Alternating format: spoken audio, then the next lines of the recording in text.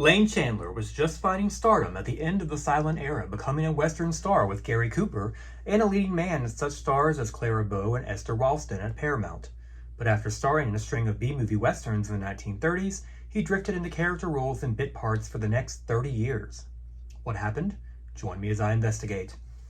Lane Chandler was born in North Dakota in 1899 as Robert Clinton Oakes. His father was a horse rancher, and at a young age the family moved to Culberson, Montana. He appears to have been drafted into World War I around 1918. In 1919, he began attending Montana Wesleyan College, where he was on the football team, eventually working his way up to captain-elect after 3 years, but one source states that he did not finish his senior year and did not graduate. Instead, he moved to Yellowstone National Park and worked briefly as a tour bus driver before moving to Los Angeles around 1925. Eventually, he was able to obtain extra work at Paramount, who signed him probably due to his background and expertise with horses from his father's ranch. They also gave him the screen name of Lane Chandler. After an uncredited appearance in Gary Cooper's 1927 western, The Last Outlaw, Paramount almost immediately promoted him to stardom in Open Range opposite Betty Bronson in 1927.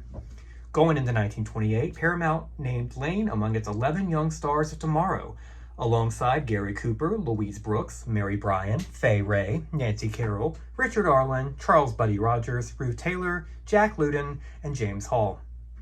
With good reason, as they continued to launch him into stardom that year.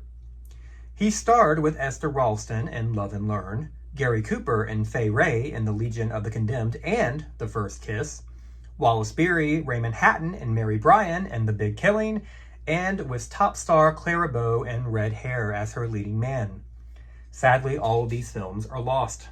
What's interesting, though, is that Paramount used Lane as the leading man in many non-Western films where he was able to demonstrate his versatility as an actor in romantic comedies and dramas. In 1929, Paramount demoted Lane back to playing uncredited parts in the Talkies studio murder mystery, and then dropped him from their star roster altogether, no longer deciding to cultivate his career. One source listed that they had too many male stars at the time and not enough material. It also didn't help that Lane both looked and sounded very similar to Gary Cooper. With Cooper filling the tall Western hero niche, there wasn't enough room for Lane anymore at Paramount. Not discouraged, Lane decided to begin freelancing and looking for work at other studios. He was cast in a major supporting role as Greta Garbo's brother and husband to Dorothy Sebastian in the MGM 1929 silent drama The Single Standard. In 1930, Lane was cast as the title role in the Poverty Row Big Four Studio Western Firebrand Jordan, which would be his starring talkie debut and marked a major turning point in his career. For the next several years, Lane appeared as the leading man in several B-movie westerns. He also moved between playing heroes, villains, and supporting characters such as sidekicks, sheriffs, and best friends in various B-movies at Poverty Row Studios. Furthermore, he also frequently appeared in A-pictures at major studios in small and uncredited parts. To say that Lane was one of Hollywood's busiest actors of the 30s would be an understatement. He appeared in 130-plus movies in that decade alone. Some of Lane's starring role highlights in the 30s included playing the Western hero in The Hurricane Horseman in 1931 and The Wyoming Whirlwind in 1932, while mixing it up and playing a villain in Trouble Busters in 1933, and also playing the Lone Bandit in 1935. According to BWesterns.com, several of these leading roles were for Kent Studios, while the Lone Bandit was with Empire Pictures. Some of his supporting highlights in the 30s included supporting John Wayne 3 times in Sagebrush Trail in 1933, Winds of the Wasteland 1935, The Lawless 90s in 1936. He also played an attorney in a non-Western, Corruption in 1933, played the foil to Jack Perrin in 1935's North of Arizona, and played the legendary Davy Crockett in 1937's Heroes of the Alamo. Finally, he played a villain again in 1938 opposite William Boyd in Heart of Arizona. Lane moved into the 1940s playing a variety of supporting roles, character parts, and bit parts again at major and Poverty Row studios. He was even busier than the previous decade and made over 150 pictures. Some highlights included the post-Civil War drama The Valley of the Vanishing Men in 1942, playing a man that stands up for a young boy and his dog and horse in The Great Mike in 1944, and being reteamed with his old friend Gary Cooper in Along Came Jones in 1945, in which he had one memorable scene in which he briefly knocks Cooper out before being thwarted by Cooper's partner Loretta Young. During the 40s, some of Lane's bit part appearances were in some of the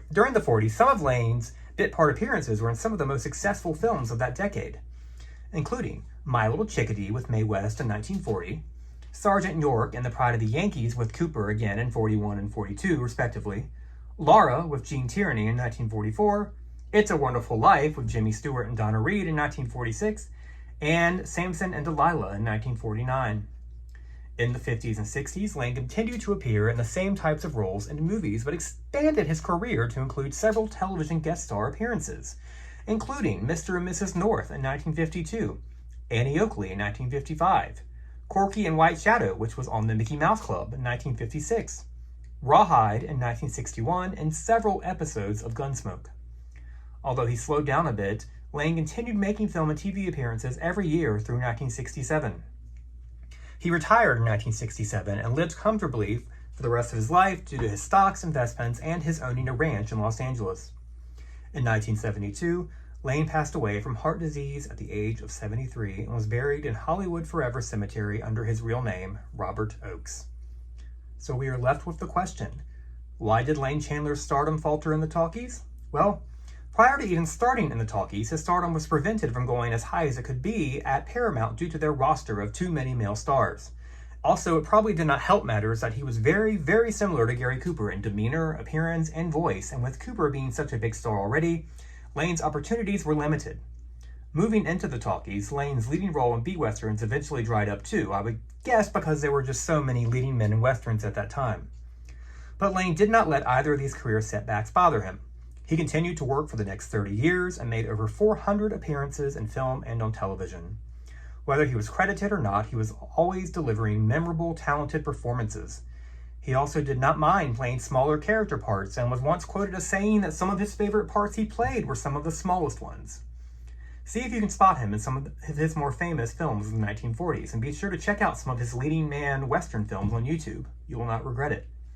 Lane had a screen presence that was truly captivating and somehow friendly at the same time. When you watched Lane in a picture, you really got the feeling that you were watching a friend on the screen, a rare quality among stars. Here's to you, Lane. Thank you, b-westerns.com for providing so much valuable information about Lane Chandler. Check them out to learn more about Lane and countless other Western stars. Please like this video and subscribe or follow this account if you want to learn more about the history of silent films whose stardom lasted only briefly in the talkies. Up next, join me as I cover the silent to talkie career of Alice Calhoun. Thank you so much for joining me. Have a great rest of your weekend.